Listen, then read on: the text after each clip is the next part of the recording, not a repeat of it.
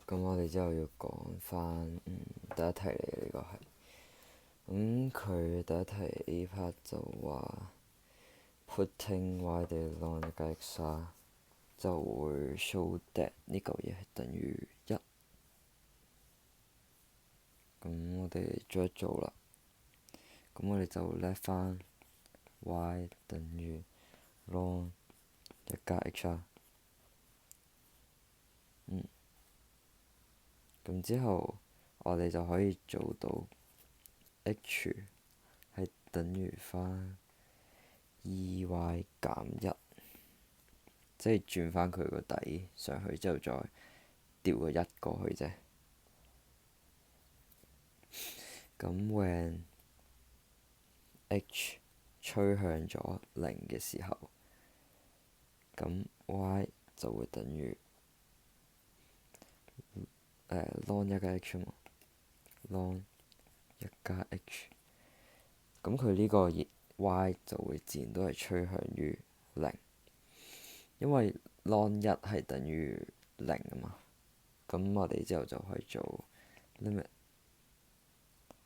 h 趨向於零，ln 一加 h。咁我哋之後就代翻入去啦，就係 ln limit h。sorry， 已經要轉做 y 啦呢一步。ln 一加 h 係 y 啊嘛，咁下面就係 2y 再減翻一。咁其實呢一步基本上就係直接可以寫做一嘅。咁點解呢？因為我哋嚟考慮一下咁樣，即係將佢上下一 over y， 咁呢度再除翻 y， 呢度除翻 y， 咁呢個咪一咗咯。咁我哋就變咗做呢一度。咁我哋 limit 呢一嚿嘢係對一嚟噶嘛，一個好重要嘅極限。咁自然係對一啦。咁我哋 A part 就做好啦。咁你做 B part 啦。B part 佢就話一個 f(x) 嘅 function 係咁樣咯，log 2 1 over 8加 7x。咁我哋就要揾翻 f prime 8啦。咁我哋比較簡單去做嘅就係 h 趨向於零啦，8加 h 減翻 f8，再除翻8加 h 減 h， 8加 h 減8，即係對 h。咁我哋寫啦。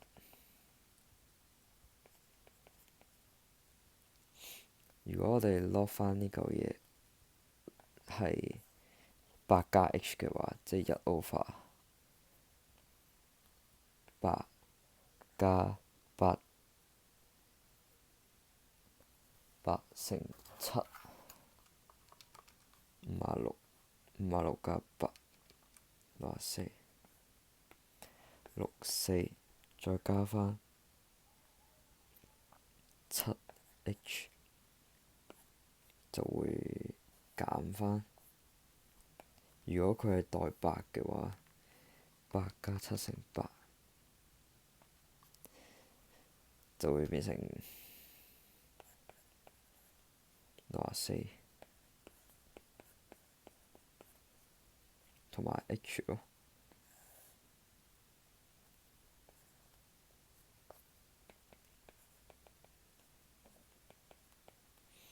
咁你就做下一步啦。咁下一步其實就係將佢兩個 log 減 log 係可以將佢合成埋一齊噶嘛。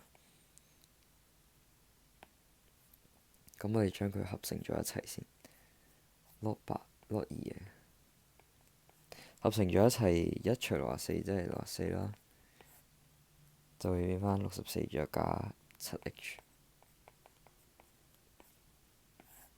除翻 h 啦。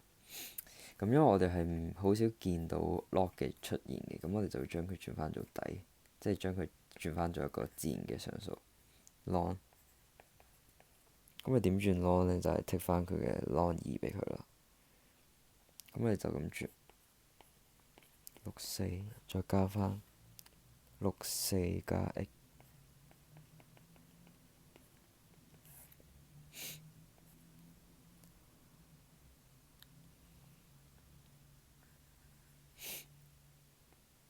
咁因為我哋係剔咗自然底啦，咁我哋就要寫翻 h 俾佢，就會寫翻 ln2。咁 ln2係一個常數啦，我哋可以抽出嚟先嘅。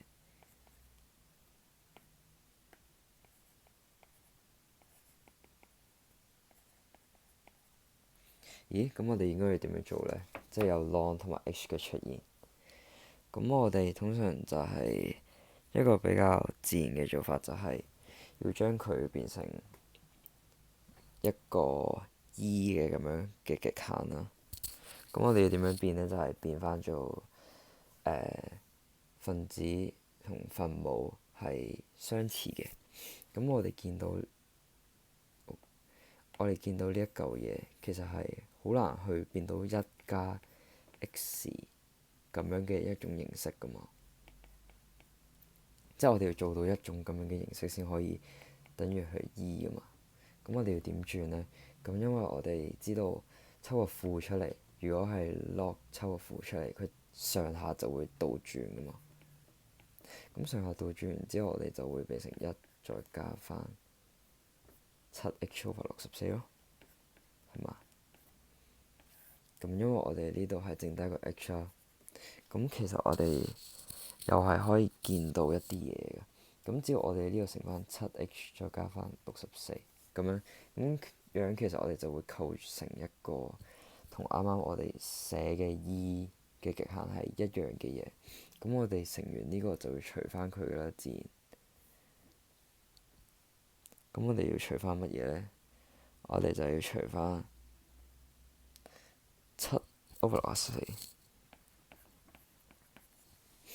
咁樣我哋就可以將佢變成1啦。咁我哋寫啦，就會變成-7/64 ln2啦。limit h 趨向0。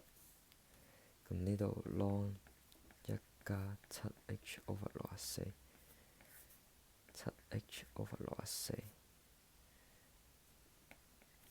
呢度-7/64 ln2咯。咁 limit 咗佢，咁通常我就會寫多一步嘅。寫多邊一步呢？就係將呢一嚿嘢轉翻落去呢一度。咁因為我哋係要做呢一個嘢先可以極限嘛。咁其實你乘翻7/64，咁佢最尾都係趨向0嘅，所以唔緊要嘅，所以係可以直接寫7/64，照樣趨向於0。